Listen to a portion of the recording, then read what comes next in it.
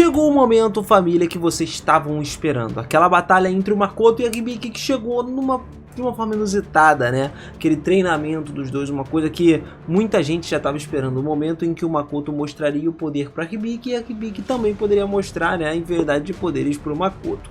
Bom, eu não vou demorar muito nessa intro porque eu sei que vocês estão animados para poder ver isso daí e eu tô animado para contar para vocês. Então é aquele esquema, né? Pega a pipoquinha, pega a tua água, teu suco, vem comigo e bora acompanhar essa batalha diretão. Vamos lá.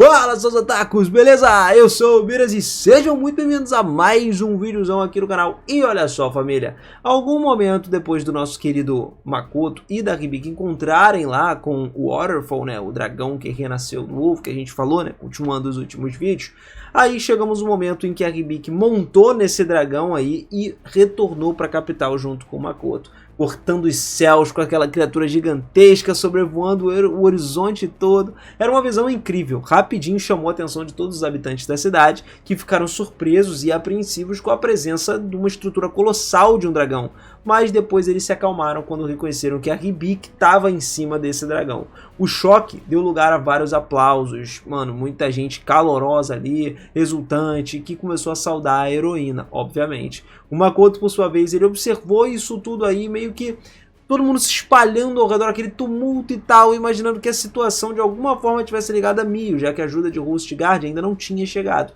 E logo depois ele tinha completado a entrega dele do ovo, né, raro, e como de costume ele foi recompensado por Waterfall com um valioso livro de magia que a gente tinha comentado. Esses tomos aí continham configurações mágicas que deixaram ele muito surpreso, que permitiram que ele realizasse teletransportes em diferentes mundos. Fascinado com esse poder oculto nas páginas, o Makoto mergulhou na leitura, absorvido por cada uma das descobertas que ele estava fazendo naquele livro. Enquanto isso, a Hibiki só finalizava a longa conversa dela com o Waterfall. Quando os dois terminaram, a Hibiki foi procurar o Makoto, encontrando ele completamente envolvido lá nos livros de magia. O dragão, que tinha pousado próximo às muralhas da cidade, agradeceu tanto a Hibiki quanto ao Makoto antes dele ir embora e deixou ali eles prontos para retornar ao castelo. Com o cair da tarde, os compromissos começaram a chamar cada um dos dois. Makoto organizou uma reunião com a Mio e com o Lime, e durante o encontro ele começou a expressar a gratidão aos dois, especialmente a Mio, por ter auxiliado na reconstrução dos locais danificados por ali, em Limia, né? E ele ainda mostrou a ela todos os livros de magia que tinha adquirido, mantendo a conversa leve, mais descontraída. Só que por outro lado, a Hibiki enfrentava um cenário completamente diferente disso. Ela se reuniu em caráter de urgência com o rei de Limia e o príncipe Joshua e os principais conselheiros da corte também. Sob uma atmosfera de uma seriedade maior, eles começaram a relatar algumas experiências com o Waterfall, né? Embora tivesse dificultado transmitir plenamente a sensação de perigo que tinham sentido durante o encontro com a criatura, ela começou a falar que foi tudo de boa. Para complicar mais ainda, o Joshua trouxe à tona a assistência oferecida pela reconstrução de tudo com a companhia Kuzunoha, que justamente fez a Hibiki suspirar, preocupado com as responsabilidades sejam adicionais ali. Em meio a toda essa tensão, a Hibiki ainda precisava encontrar a Shia, que tinha acordado, e quando as duas se encontraram, a sacerdotisa revelou algo inquietante. Com o olho da mente dela, ela teve uma visão do Makoto, que segundo ela não era uma pessoa comum. A Shia descreveu uma imagem muito pálida, aparentemente mais lisa, mais profunda e mais perturbadora, com rachaduras que deixavam meio que aparecer algo inquietante dentro dele. A Hibiki, ouvindo isso atentamente, começou a tentar processar tudo que isso significava, especialmente porque a visão sugeria que o perigo muito maior que ela poderia prever estava dentro do Makoto. E a Shia insistiu que o Makoto era alguém quem deveria manter a distância e que a companhia Kuzunoha, de maneira geral, representava uma ameaça que não deveria ser subestimada. A Hibiki, por outro lado, apesar de compartilhar algumas preocupações, sentia que precisava investigar mais a fundo, motivada justamente pelo misto de responsabilidade e curiosidade que ela estava. Além disso, a revelação que a Mio era, na verdade, a Aranha Negra, né, da calamidade lá, que tinha atormentado a Hibiki no passado, deixou ela abalada pra caramba. E a ideia de que a mesma entidade que quase matou ela em treinamento, agora estava do lado do Makoto, trabalhando sob o comando dele, era muito difícil de digerir, sacou? Imagina você pensar que uma pessoa tão absurda, melhor dizendo, uma aranha, né, tão absurda assim, um ser tão forte no mundo, tá trabalhando para o Makoto, quer dizer que ele era muito mais forte do que ela. E a sacerdotisa também continuou a descrever as visões, mencionando que o Makoto tinha outras duas entidades sob o controle dele que eram semelhantes a Mio. Estamos falando de quem? Da Tomoe, que era um dragão, né, superior, e também do Shiki, que era um Lich super forte. Isso só reforçou ainda mais a sensação de que eles estavam lidando com alguém extraordinariamente poderoso. A Hibiki sabia que se envolver com o Makoto era muito arriscado, mas acreditava que mais cedo ou mais tarde seria inevitável. Então ela decidiu que depois do jantar tentaria lutar com o Makoto para testar não só as habilidades dele, mas também as suas próprias habilidades. A Shia, no entanto, acabou ficando horrorizada com toda essa ideia e tentou fazer ela parar, só que mesmo com todos os avisos da Shia, a Hibiki já estava decidida.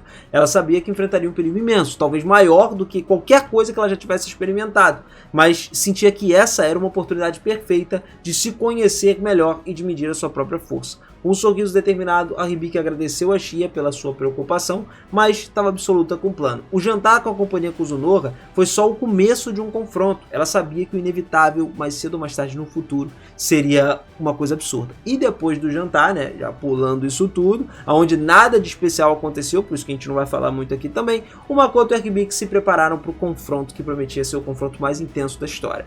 O local escolhido era um campo de luta de treinamento lá dos cavaleiros, uma área um pouco mais isolada nos fundos do castelo, que é ideal justamente para não ter interrupção, ninguém chega lá, não ter distração, enfim. A Hibiki ela já tinha mencionado que ela preferia um ambiente também com menos gente para assistir, assim tinha um pequeno grupo só assistindo, que era o rei de Limia, o príncipe Joshua, alguns nobres e, é claro, Mio e Lime também da companhia Kuzunoha. Os dois guerreiros, eles tomaram as posições ali e o Makoto, ele segurou o arco dele muito firme enquanto a Hibiki empunhou a espada dela pronta para a batalha. A distância entre eles era até considerável, tá? Um reconhecimento mútuo das habilidades de combate um do outro seria o ideal. E o Makoto sabia que a Hibiki era uma lutadora excepcional, especialmente com a velocidade dela. Levando em conta que ele usava um arco, a separação dele parecia uma escolha mais sensata, só que a tensão no ar começou a ficar mais complicada e os dois se concentraram porque se a Hibiki chegasse muito próximo do Makoto, ele teria que desviar muito rápido também. E quando ela deu início ao combate, aí, irmão, tudo começou a se eletrificar ali em volta, e aí ela já chegou ágil, já invocando o Horn, que era um item sagrado que ela equipava com um campo defensivo e poderoso, e o brilho do equipamento acabou envolvendo ela, conferindo uma proteção invisível e aumentando ainda mais a velocidade da Hibiki. A espada dela, nas mãos, começou a vibrar com a energia, mano. Ela estava pronta para dar um ataque devastador. Enquanto isso, o Makoto já estava preparado também, ativou a armadura mágica, começou a observar ali cada movimento da Hibiki,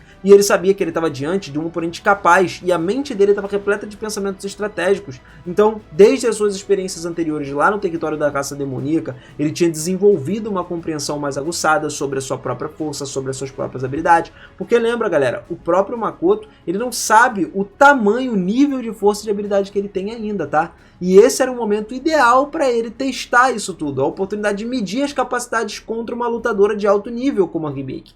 Apesar da seriedade da luta, o Makoto, determinado a não causar ferimentos graves, né, na oponente dele, para ela não morrer, então com um grito de determinação, a Hibiki já lançou uma onda de espada na direção do Makoto, um movimento que ele reconheceu imediatamente como um ataque absurdo de poderoso. Ele se preparou para o impacto e, como previsto, essa onda foi interceptada pela armadura mágica do Makoto e se dissipou como se fosse uma nuvem de poeira. Só que esse ataque não foi só uma mera demonstração de força, foi um aviso claro do que estava por vir. Quando a poeira começou a levantar, isso dificultou temporariamente a visão do Makoto, só que ele não se deixou abalar. Sem hesitar, a Hibiki começou a avançar e aproveitou esse momento de distração dele e começou a dar uma série de ataques rápidos, atingindo ele de diversos ângulos diferentes.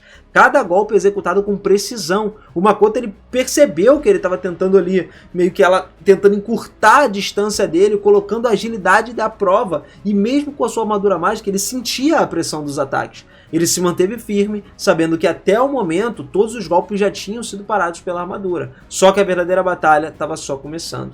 O Makoto, concentrado agora, levantou o arco de novo e preparou para o primeiro movimento dele. Ele sabia que ele precisava ser o mais rápido e estratégico possível. Então, mesmo enquanto ele defendia, ele estava pensando nas próximas ações que ele ia fazer. E a mente dele estava 1000 por hora, analisando cada movimento da Hibiki. Ele percebeu que a heroína não estava só atacando, ela estava avaliando as defesas e buscando uma brecha para poder derrotar o Makoto.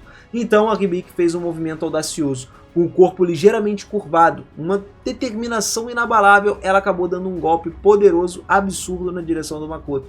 E a velocidade do ataque foi tão impressionante que ele mal conseguiu acompanhar esse golpe com os olhos. O golpe ele cortou através da armadura mágica, mostrando que mesmo com toda a proteção que o Makoto tinha, ele ainda precisava ter cuidado, né, ser cuidadoso para não ser atingido. A batalha continuou, os dois lutando, mostrando habilidades agora, e a Hibiki atacava com uma combinação absurda, uma velocidade, força, e o Makoto, utilizando a defesa, ele se manteve seguro por um período. A luta não era só física também, era uma dança de estratégia, digamos assim, onde cada um estava buscando um momento certo para se destacar. E o Makoto, na mente dele, pensando sobre a natureza das flechas, que ele disparava e tudo mais, ele se recordou de como no mundo dele as flechas eram sempre retas. Só que agora, nesse novo mundo, ele pode explorar formas diferentes de atacar. As flechas fazem curva. Ele estava até começando a entender que com a habilidade dele de criar as flechas mágicas, a partir de Bridge, ele tinha um potencial ilimitado diante dele. Então, a adrenalina correu nas veias e ele experimentou essa sensação de liberdade e desafio. Algo que ele não estava sentindo há muito tempo. Enquanto os ataques da Hibiki continuavam chovendo sobre o Makoto, ele também pensou que ele poderia se adaptar e inovar na abordagem dele. Era um teste de resistência e de estratégia, e acima de tudo, um movimento de descoberta ali para os dois lutadores. Enquanto tudo estava rolando, a galera que estava observando ali, eles começaram a murmurar entre si, né? Porque, pô, tava tudo sinistro, eles trocando olhares, vendo a expectativa de quem ganharia. A habilidade da Hibiki e a resistência do Makoto se tornaram o centro das atenções de todo mundo. Enquanto todos aguardavam o desfecho daquela batalha intensa, a luta não era só aquela demonstração de força, era camaradagem, respeito, aonde os dois lutadores buscavam não só vencer, mas também aprender a crescer com as experiências. O Makoto e a Hibiki, eles se encontravam no meio intenso do confronto, cada um determinado a superar o outro com as suas habilidades únicas. E aí, quando a atmosfera começou a ficar carregada de tensão, o Makoto, utilizando a armadura mágica dele, moldou um braço na armadura com uma força bruta e com um golpe poderosão atingiu o chão, o que interrompeu os movimentos da Hibiki no momento. Ela, no entanto, não desistiu da espada, ela estava determinada a encontrar uma brecha. Só que com uma ideia peculiar, a Hibiki tentou usar o vento como uma espécie de bainha, algo que o Makoto considerou esquisito. Ele já sabia, de alguma forma, que estava finalmente pronto para lançar um ataque real, mas o movimento da Hibiki foi interrompido antes que pudesse se concretizar. Ou seja, a pressão começou a ir para ela agora. Cada segundo contava. O jogo está começando a virar para o lado do Makoto. Só que a determinação da Hibiki acabou impulsionando ela mais ainda, e a armadura mágica do Makoto quebrou por conta do peso da força, e o braço que segurava a Hibiki acabou sendo perfurado por um ataque inesperado. E aí o Makoto percebeu que a Hibiki ela não estava usando força bruta, mas uma técnica que misturava a agilidade e a precisão. Ela tinha encontrado uma maneira de se soltar, e isso deixou ela mais confiante com a capacidade de atacar. E enquanto o Makoto tentou entender, tentou pensar naquela nova abordagem, a Hibiki estava lá na frente dele começou a se tornar um borrão diante dos olhos dele. Ele sabia que ele precisava agir, mas por que esse borrão? Ela estava muito rápido, né? E com a intenção de dispersar a contenção e superar a defesa do Makoto, a Hibiki decidiu que o ataque penetrante mais forte poderia ser a chave para atingir o oponente dela. A velocidade, sendo impressionante, fez com que ela utilizasse a vantagem ao favor dela. E o Makoto percebeu que ela estava movendo numa velocidade que se superava cada vez mais,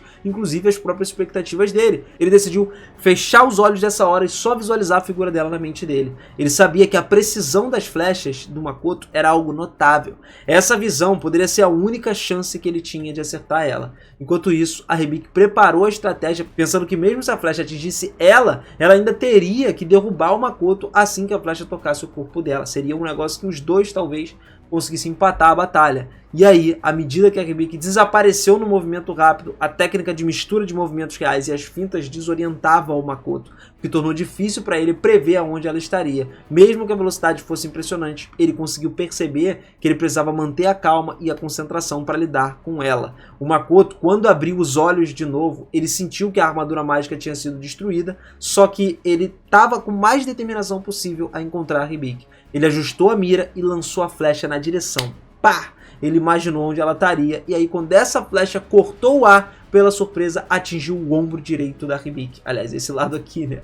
Que doideira, irmão. Ele conseguiu. O impacto, inclusive, fez a Hibiki parar, né, momentaneamente, o que deu ao Makoto a chance de se concentrar de novo. E a Hibiki começou a sentir a dor da flecha. Ela não hesitou, ela continuou, agarrou a espada de novo com a mão esquerda agora, e com um movimento ágil, ela lançou uma onda de corte na direção do Makoto. Só que o poder daquela onda impressionou ele. Ela não podia acreditar que conseguiria realizar um ataque tão forte, mesmo com uma pressão absurda. E o Makoto, por outro lado, ficou maravilhado com a habilidade de usar uma técnica tão avançada, mesmo sem uma bainha aí para sua espada no geral. E enquanto a Honda começou a avançar em direção ao Makoto, ele percebeu que ele precisava agir rápido. Sem tempo a perder, ele só usou o que restava de poder e mesmo no estado incompleto, ele lançou um ataque de defesa com a mão dele. Quando ele fez ali o contato, né, quando a espada chegou, o poder mágico da Hibiki que veio, ele sentiu a força do ataque aí. A luta começou a se tornar mais intensa, mas o Makoto, nesse momento de clareza, ele percebeu que ele não conseguiria parar completamente a onda da espada com a mão dele. Então ele tentou só desviar a trajetória e o resultado foi surpreendente. Ele conseguiu parar esse ataque, mas a força fez com que a onda acabasse perfurando o chão, criando um estrondo absurdo. Os dois agora estavam no estado crítico.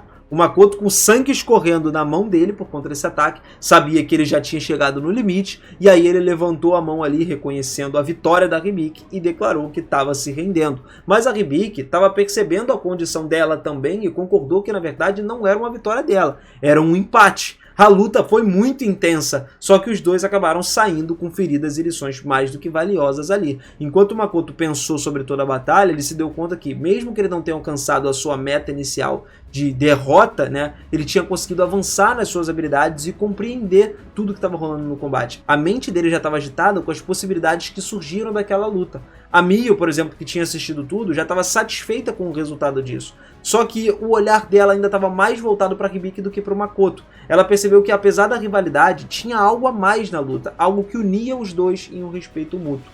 Daí o sorriso da Mio, meio discreto, foi notado só pelo Lime, que decidiu nem falar nada sobre isso. Então esse longo dia lá no reino de Limi acabou chegando ao fim e os dois lutadores deixaram as suas marcas um no outro.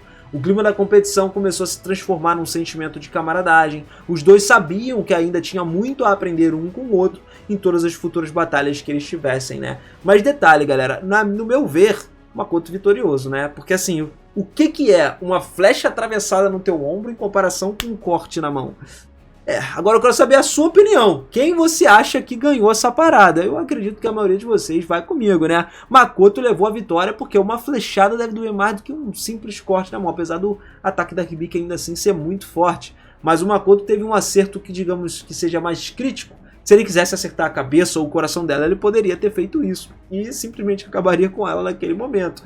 Ela, por outro lado, atacou um ataque que o Makoto defendeu, né? Então, é justo dizer que ele foi o vitorioso. Comenta aí a sua opinião sobre isso pra gente trocar uma ideia. E não esquece de se inscrever no canal e ativar o sininho para acompanhar muito mais de Tsukimichi e de outras obras. Como eu já disse, temporada nova chegou e eu tô com uma gama de animes absurdo para poder trazer aqui pra vocês pra gente conversar, beleza? Eu vou ficando por aqui, galera. Beijinho no coração de vocês, aquele forte abraço e eu te espero lá no próximo vídeo, hein? Até mais, valeu!